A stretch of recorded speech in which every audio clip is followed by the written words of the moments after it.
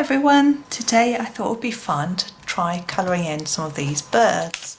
Now these are on a calendar page from the weekly calendar or planner, I can't remember what it's called, but the daily one, sorry.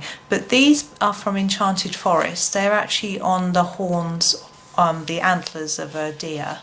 But I thought it would be a nice opportunity to have a go at colouring in birds in different ways. So I'm going to start with this one at the top, and we're going to do him in browns. I'm going to use my Staedtler Ergosoft pencils. Because they're small, it's easier for me to get into these little details. So this is number 76, this is the lighter brown, and I'm also going to use it together with the 77, which is the slightly darker brown.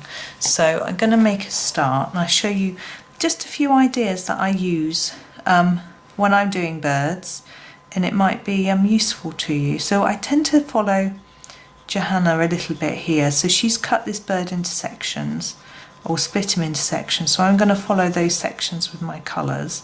So, and also she's done lines here as if there should be shadow here, so I'm going to put down some extra colour under there and then shade that down under the belly. But I'm also going to think about the fact that underneath he's going to be dark because there will be shadow, so I'm going to colour that bit in darker and then gently fade it up. So this bit and here are the darkest areas, and I'm also going to do a bit of this lighter colour on the top of his head. Now the light is going to be catching him on the top of his head, so he's going to be lightest sort of here. So I'm going to put some more layers of colour down near the bottom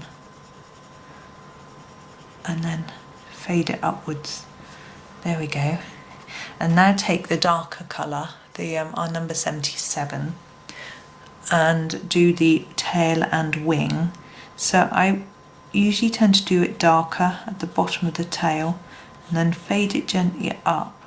Now the reason for that is not because of the light. The reason I'm doing it darker here is because of the light, because it would be shadowed by his body, but I think feathers can tend to be shiny, so the difference there in colour can indicate a little bit of a shine on the feather.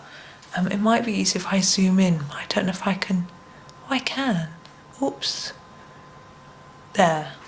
So you can see a little bit better the difference between the colours there. And the wing, I'm going to go over it in an even layer firstly. And then I'm thinking darker here, near the bottom where it would be shaded, shadowed more, and then lighter up here. And not only does that give it the idea of light and shade, but also might give the idea of a bit of shine on the leaf, on the wing itself. Leaf, there's no leaves in this picture. And then the face, again I'm going to use this darker colour, and I'm going to do it a little bit darker underneath here. Now when you're doing around the eye, you can start to think about character. You can do a harsh little line underneath or things like that to just add some character to the bird, and the way you do the actual eyeball can make a big difference too. Now I'm going to grab the black, which is number 9, and I'm going to do the whole of this eye in black, because birds do have black eyes. But just to add, just finding a white pen, I'm going to do a little dot in the middle of the eye, so it looks like the light is shining on that eye.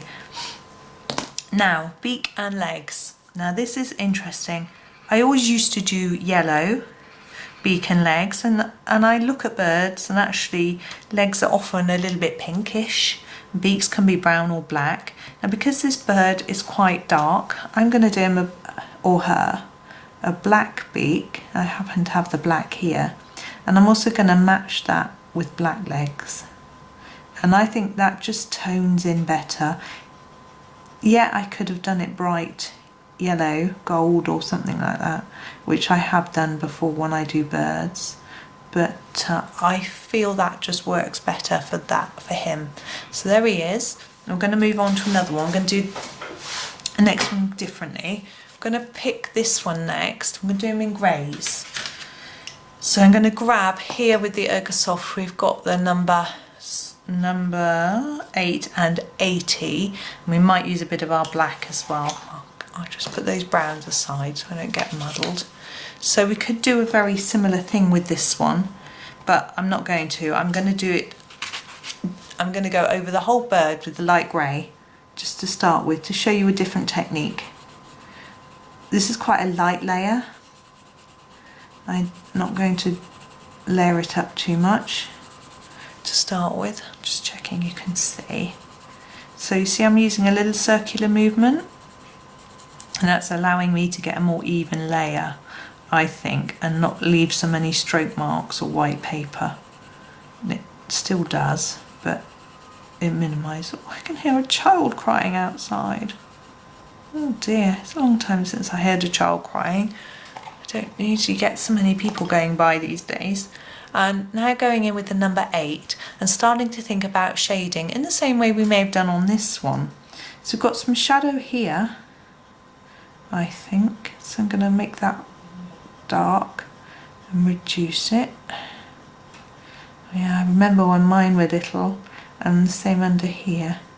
And just try and put some shadow in. When mine were little, I used to wonder whether we'd ever have a day when we wouldn't have someone or other crying. But now they're going to try and carry that on a little bit. Now this bit, I think, because Johanna's drawn a juggedy line here, it looks quite fluffy.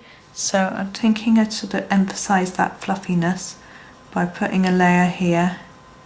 Just a little bit of circle, fluffy circles. But yes, they did grow up eventually and don't cry every day now. They're very rare. Now they're 15. I'm thinking I'm going to put some dark under here as well.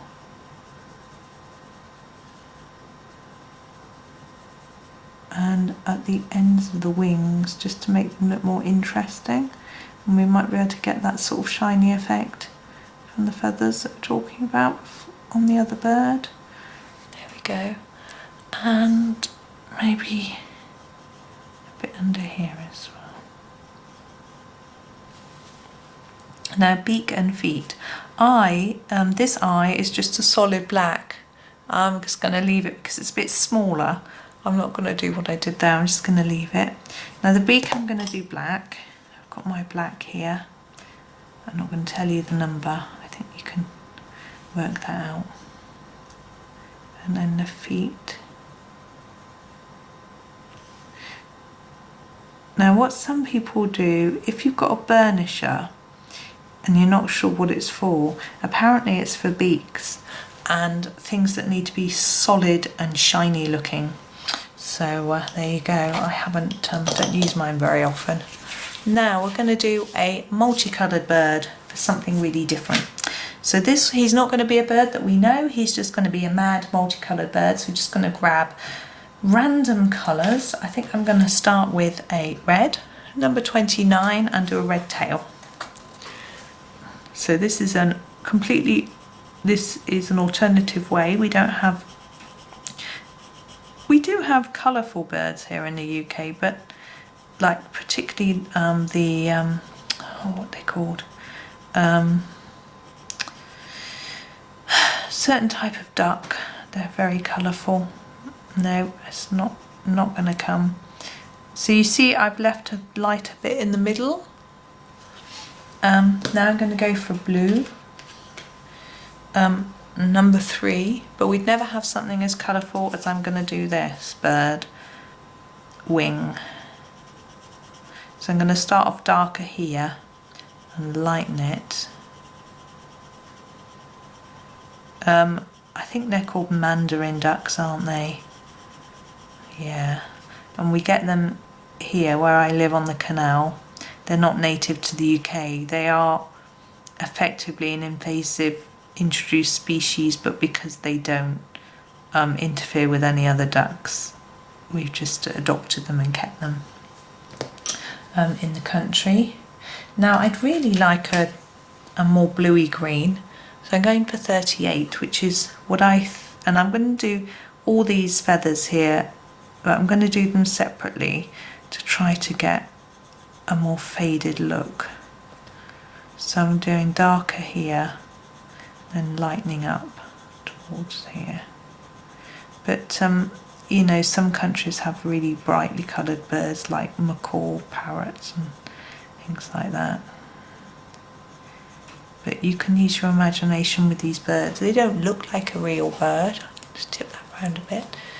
Now, I am going to go for the main body. I think I'm going to use a blue, number 30, so it's a lighter blue. Like we did on the others, I'm going to do a darker layer here. And then lighten it up. Don't worry, it's not going to be, it's going to get brighter. Not this blue necessarily, but there'll be bright colours coming.